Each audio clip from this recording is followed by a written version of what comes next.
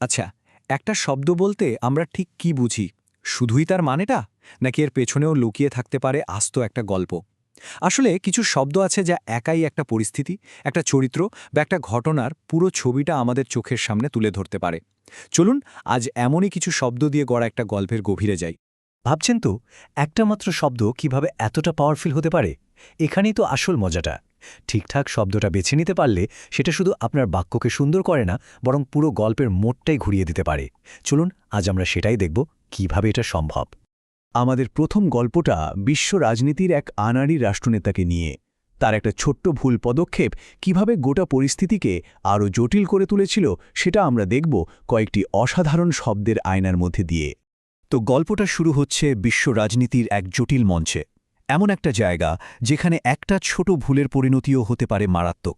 তাই এমন পরিস্থিতিতে একজন নেতার সবচেয়ে বড় গুণ হল স্ক্রুপুলাস হওয়া। কিন্তু এর মানেটা ঠিক কি?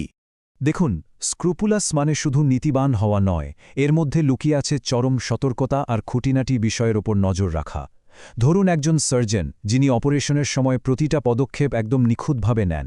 একজন বিশ্বনেতার সিদ্ধান্তগুলোও ঠিক ততটাই সতর্কতার সাথে নেওয়া উচিত, কারণ তার এক সিদ্ধান্তের ওপর একটা দেশের ভবিষ্যৎ নির্ভর করে। কিন্তু মুশকিলটা হলো, আমাদের গল্পের এই নেতার দলটি ছিল একটা মেজেট বা খুব ছোট একটা দল। আর যখনই কোনো ছোট শক্তি বড় স্বপ্ন দেখে, প্রায়ই দেখা যায় বড় শক্তিগুলো সেই স্বপ্নকে শর্ট করতে, মানে ব্যর্থ করে দিতে এগিয়ে আসে। এখানে মেজেট শব্দটা কিন্তু শুধু আকার বোঝাচ্ছে না, এটা দিয়ে তার প্রভাবহীনতাকেও বোঝানো হচ্ছে। আন্তর্জাতিক মঞ্চে তাদের গলার আওয়াজটা ছিল এতটাই ক্ষীণ, যেন একটা বিশাল অর্কেস্ট্রার মধ্যে এক কোনায় কেউ ছোট্ট একটা বাঁশি বাজাচ্ছে। আর থট করার মানে হলো সোজা সাপটা কারো প্ল্যান ভেস্তে দেওয়া, অনেকটা দাবার ছকে প্রতিপক্ষের চালটা আগে থেকে বুঝে নিয়ে তাকে চেকমেট করে দেওয়ার মতো। আমাদের গল্পেও কিন্তু ঠিক সেটাই ঘটছিল। গল্পের মোড়টা এখানেই ঘুরে যায়। একটা আন্তর্জাতিক সম্মেলনে, যেখানে আপনার আচরণ, আপনার কথা বলার ধরনটাই সবকিছু, সেখানে আমাদের নেতার ব্যবহার ছিল খুবই গজ আর আনকাউথ। গসে মানে হল সামাজিক পরিস্থিতিতে বেমানান আচরণ করা। ধরুন, খুব গম্ভীর একটা আলোচনার মাঝে কেউ হঠাৎ করে একটা বোকা বোকা যোগ বলে বসল। এই যে পরিস্থিতিটা অস্বস্তিকর হয়ে গেল, এটাই হলো গসে আচরণ। গসে যদি হয় আনাড়ি আচরণ, তাহলে আনকাউথ হল আরও এক ধাপ এগিয়ে, একেবারে অমার্জিত বা অভদ্র। গস হতে পারে না বুঝে করা একটা ভুল, কিন্তু আনকাউথ হল সরাসরি অভদ্রতা। তো এই দুটো শব্দ মিলিয়ে নেতার যে ছবিটা তৈরি হল, সেটা কিন্তু বেশ হতাশাজনক। এরপর তিনি এমন এক অদ্ভুত প্রস্তাব দিলেন যা শুনে সবাই অবাক। তিনি বললেন, সীমান্তকে বাইফার্কেট বা দুই ভাগ করে দিলেই নাকি অন্য দেশগুলোর সঙ্গে কঙ্কর্ড বা শান্তি চলে আসবে। বিফার্কেট শব্দটা সাধারণত ব্যবহার হয় যখন একটা রাস্তা বা নদী দুই ভাগে ভাগ হয়ে যায়। আমাদের নেতা এখানে একটা দেশের সীমান্তকে সেভাবেই ভাগ করতে চাইলেন। কিন্তু একটা দেশকে কি নদীর মতো এত সহজে ভাগ করা যায়? আর তার এই অদ্ভুত পরিকল্পনার উদ্দেশ্য ছিল কনকর্ড বা সম্প্রীতি স্থাপন করা। মানে ভাবুন একবার, ঐক্য আনার জন্য তিনি বিভেদ তৈরির কথা বলছেন। কি অদ্ভুত একটা স্ববিরোধিতা, তাই না? তো নিজের এই ভাঙা ভাবমূর্তি মেরামত করতে তিনি একটা নতুন মিশন কামেন্স করার ঘোষণা দিলেন, আর দাবি করলেন তিনি নাকি বিশ্ব অর্থনীতি বিষয়ে খুবই কনভার্সেন্ট। কমেন্স শব্দটা সাধারণ শুরু করার থেকে একটু বেশি ফর্মাল। এটা দিয়ে কোনো গুরুত্বপূর্ণ কাজ বা অনুষ্ঠানের সূচনা বোঝানো হয়। নেতা আসলে বোঝাতে চাইলেন যে তার এই নতুন মিশনটা কোনো ছোটখাটো ব্যাপার নয়। আর কনভার্সেন্ট হওয়ার মানে হলো কোনো বিষয়ে এতটাই জানা যে সেই বিষয়ে আপনি খুব স্বচ্ছন্দভাবে আলোচনা চালিয়ে যেতে পারবেন। নেতা এটাই বোঝাতে চাইলেন যে অর্থনীতি তার কাছে যেন জলের মতো সোজা।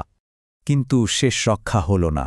তার লম্বা বক্তৃতাটা ছিল একেবারেই র্যাম্বলিং আর ভরা ছিল অদ্ভুত সব নিওলজিজমে। কাজের কথা প্রায় কিছুই ছিল না। নিওলজিজম হল নিজের বানানো নতুন শব্দ।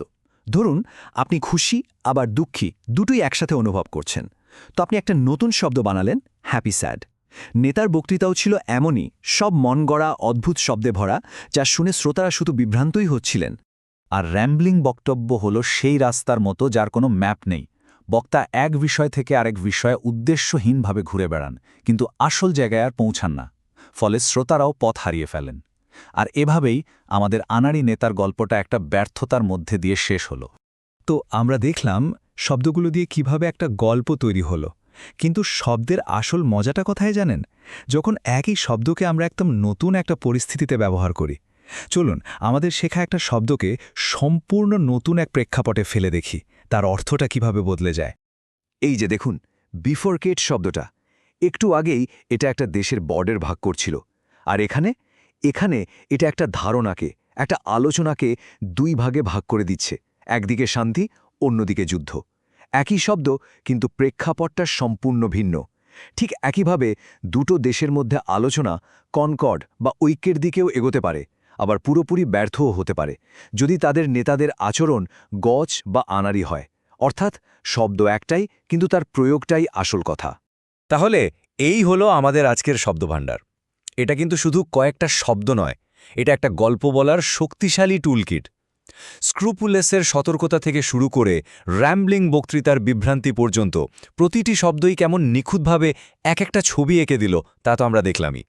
শেষ পর্যন্ত আমরা কি বুঝলাম? আমরা বুঝলাম যে শব্দ শুধু অক্ষর বা ধ্বনির সমষ্টি নয়। শব্দ হল এক একটা লেন্স বা চশমার মতো, যা দিয়ে আমরা চারপাশের জগৎকে দেখি, বুঝি এবং অন্যের কাছে সেই জগৎটাকে তুলে ধরি।